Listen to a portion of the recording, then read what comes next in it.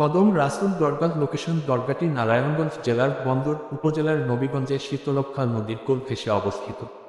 Transportation ঢাকার গুলিস্তান থেকে বাসযোগে নারায়ণগঞ্জ শহরের ২ নং লঞ্চঘাট থেকে নৌকা পার হয়ে বন্দর উপজেলার ঘাটে নেমে রিকশাযোগে কদম রাসুল দরগায় যাওয়া যাবে।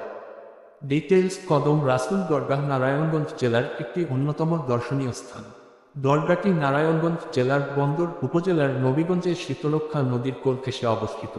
ধারণা করা হয় দরগায় রক্ষিত পাথরের ফলকের উপর অদ্ভুত পদচিহ্নটি প্রকৃতপক্ষে হজরত মুহাম্মদ সাসমাইলি এর পদচিহ্ন। যদিও বিষয়টি নিয়ে অনেকে দ্বিমত পোষণ করেন। পাথরের ফলকটি আকারে প্রায় ২,৪০০ বর্গসে.মি এবং অনেকটা মানুষের পায়ের পাতার আকৃতিতে কাটা। ইতিহাসবিদদের মতে মাসুম খান কাবুলি নামে একজন আফগান রাজা সেনাপ্রধান ৭ম শতাব্দীতে এই নিদর্শনটি একজন আরব সওদাগর এর নিকট থেকে সংগ্রহ করেন। বর্তমানে যে মঠের ভেতরে কদম রসুলের ফলকটি রক্ষিত সেটি ১৭৭৭-৭৮ খ্রি. গোলাম নবী নামে ঢাকার একজন জমিদারের হাতে নির্মিত। কদম রাসুলের ফলকটি মঠের কেন্দ্রে অত্যন্ত যত্নের সাথে সংরক্ষিত।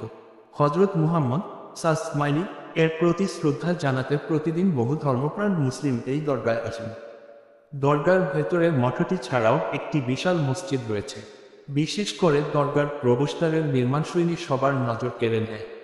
নারায়ণগঞ্জ ছাড়াও চট্টগ্রামে এরকম আরও ২টি দরগাহ রয়েছে, তবে নবীগঞ্জে অবস্থিত কদম রসুল দরগাটি সর্বাধিক পরিচিত। ফটোস কন্টেন্টটি শেয়ার করতে ক্লিক করুন।